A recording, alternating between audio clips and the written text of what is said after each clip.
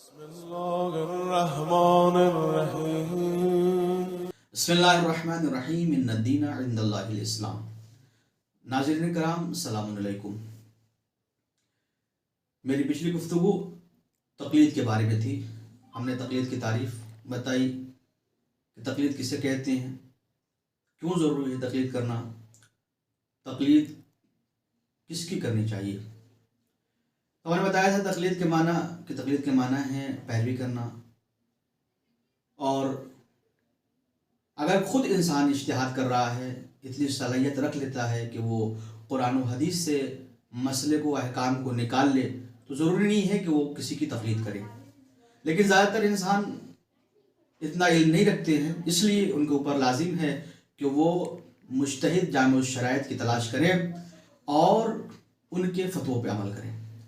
बात आई मुज्तहिद की, तो अब मुज्तहिद जामे शराइत की कुछ शर्तें हैं। कौन कौन सी शर्तें ऐसी हैं जो एक मुज्तहिद में पाई जानी चाहिए। तो सबसे पहली शर्त यह है कि वो आदिल हो।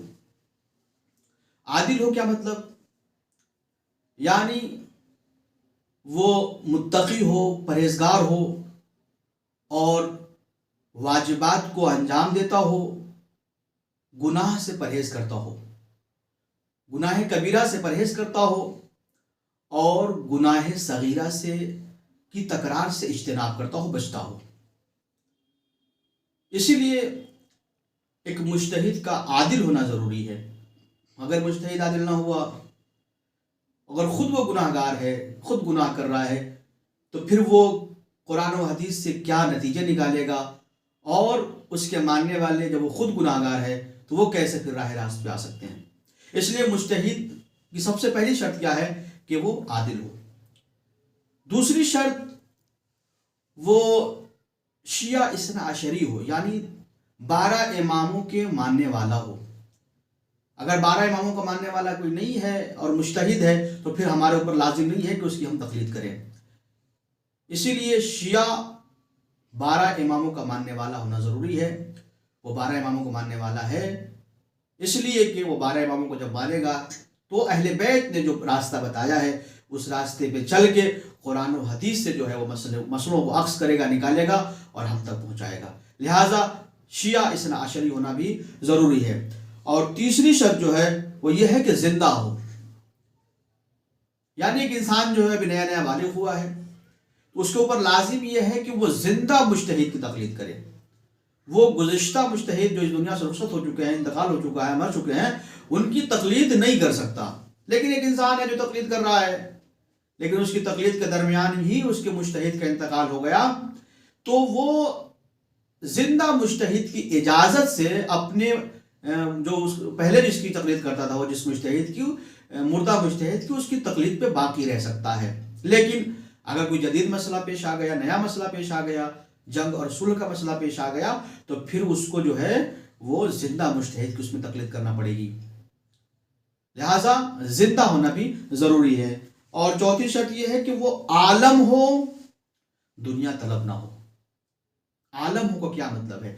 आलम हो यानी इस ज़माने में सबसे ज़्यादा जानने वाला हो, जो दीन को सबसे बेहतर समझता हो, जो कुरान और हदीस को सबसे आला और अहसन समझता हो।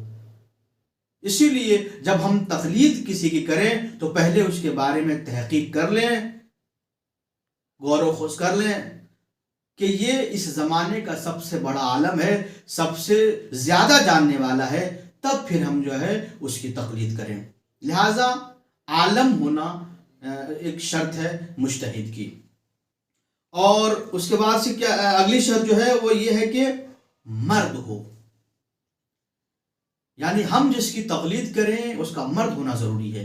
परवरदिगार आलम ने ये जो बहुत बड़ी जिम्मेदारी थी वो मर्दों के कांधों पर रखी है, औरतों को आज़ाद रखा है। इसका मतलब ये नहीं कि औरत जो है वो इज्तिहाद नहीं कर सकती, मुज्तहिद नहीं बन सकती, नहीं, वो इल्म हासिल कर सकती है, वो इज्तिहाद कर सकती है, वो मुज्तहिद बन सकती है, वो इतना इल्म हासिल कर सकती है कि खुद कुरान और हदीस से मसलों को निकाले। फिर उसके लिए ज़रूरी नहीं है कि वो किसी मुज्तहिद की तक़लीद करे, वो खुद जो है वो इज्तिहाद करे और मसलों को जो है कुरान और हदीस से निकाले। لیکن اگر کوئی دوسرا تقلید کر رہا ہے تو پھر وہ مرد کی تقلید کرے گا۔ اس کے بعد سے آخری شرط جو ہے وہ یہ ہے کہ بالغ ہو۔ ایسا نہیں ہے کہ کوئی بچہ ہو، بچے کی تقلید کرنے لگے آپ، یا کیا کہتے ہیں جو نادان ہو، یا مثال کے طور پہ پاگل ہو۔ اسی لیے ضروری یہ ہے کہ انسان بالغ جس کے اوپر تکلیف عائد ہو چکی ہے، اور جو مرد 15 سال سے زیادہ کا ہو چکا ہو، اور وہ عالم ہو، وہ اتنا علم حاصل کر چکا ہو کہ قرآن و حدیث سے مسئلوں کو نکال سکتا ہو، تو پھر ہمارے اوپر لازم یہ ہے کہ ہم اس کی تقلید کریں۔ والسلام علیکم ورحمۃ اللہ وبرکاتہ۔